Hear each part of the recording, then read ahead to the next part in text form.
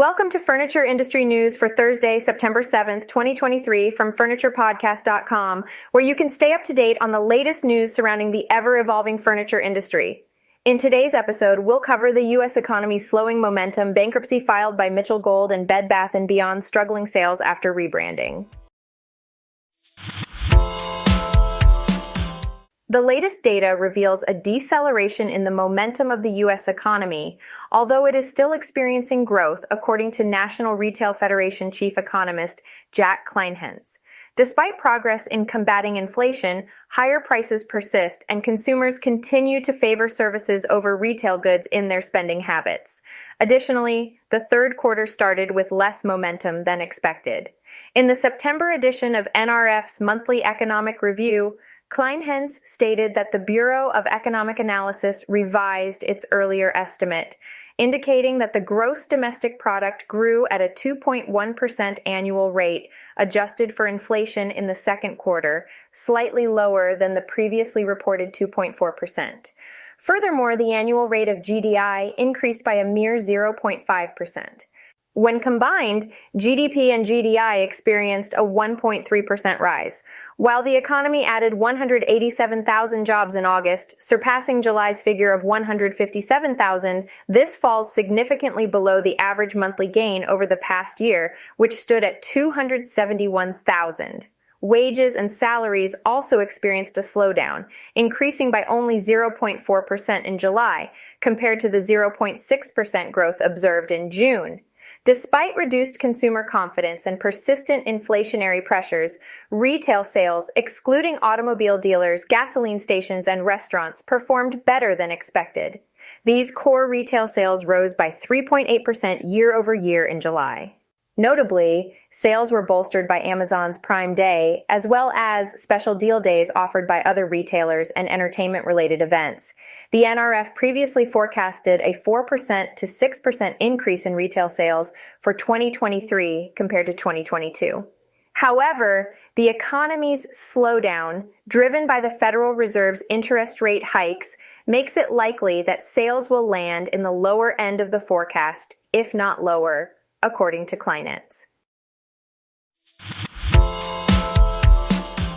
Bankruptcy documents were filed on Wednesday afternoon by the Mitchell Gold Company. The documents shed light on the company's struggle to keep its doors open amidst a funding dispute with its lender.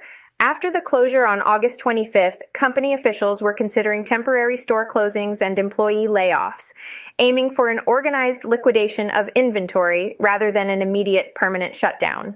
In their Chapter 11 petition to the U.S. Bankruptcy Court of Delaware, the Mitchell Gold Company, operating under the Mitchell Gold plus Bob Williams brand, mentioned that they stopped accepting customer deposits at all 25 store locations and online on August 25th.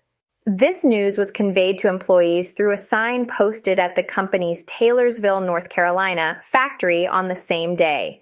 The company indicated that store managers were instructed not to accept customer deposits or payments unless the customers could transport their purchases directly from the store. According to the documents, Mitchell Gold plus Bob Williams lender, PNC Bank National Association, denied funding, prompting the company to make these changes. The company believed that employee wages and compensation were secured from PNC based on conversations with the lender, which they shared with the 533 employees. However, the funds were rejected by PNC on September 1st, coinciding with PNC accelerating all obligations. Even after repeated requests until the closure, PNC refused to commit to funding operations as a going concern or for an orderly sale or liquidation. The bankruptcy filing revealed that the company has identified a preliminary debtor in possession, although the source of financing is not specified. The company also stated that there have been expressions and indications of interest from multiple third parties regarding the debt owed to its senior lender, which could potentially help repay the obligation. Additionally, the company's board of directors approved the hiring of Chris Moy as a consultant and appointed Dalton Edgecombe as the chief restructuring officer. They also engaged Charlotte-based Stump and Company as consultants and financial advisors, as indicated in the resolution included in the filing. The rebrand of e-commerce home furnishing specialist Overstock to Bed Bath & Beyond has shown promising signs, although it has not yet translated into positive sales figures. Following the acquisition of Bed Bath & Beyond and its intellectual property, the company shared a preview of its third quarter performance. This data includes 1 month of sales from when the platform was still branded as Overstock and includes sales from the Bed Bath & Beyond platform in Canada. Despite efforts to attract former Bed Bath & Beyond customers by increasing the product offerings, revenue has continued to decline in the third quarter compared to the previous year. Average order value has also seen a decline on a year-over-year basis. Nevertheless, CEO Jonathan Johnson remains optimistic about the future and believes the Bed Bath & Beyond brand presents a market share opportunity. During the Labor Day weekend, the bedding, bath, and kitchen categories recorded strong growth, demonstrating positive traction since the rebrand. The company has expanded its product assortment, resulting in an increase in active customers and improved conversion rates. Gross profit as a percentage of revenue was approximately 18%, while sales and marketing expenses accounted for approximately 15% of revenue. The company will provide a comprehensive report of its third quarter earnings in late October or early November.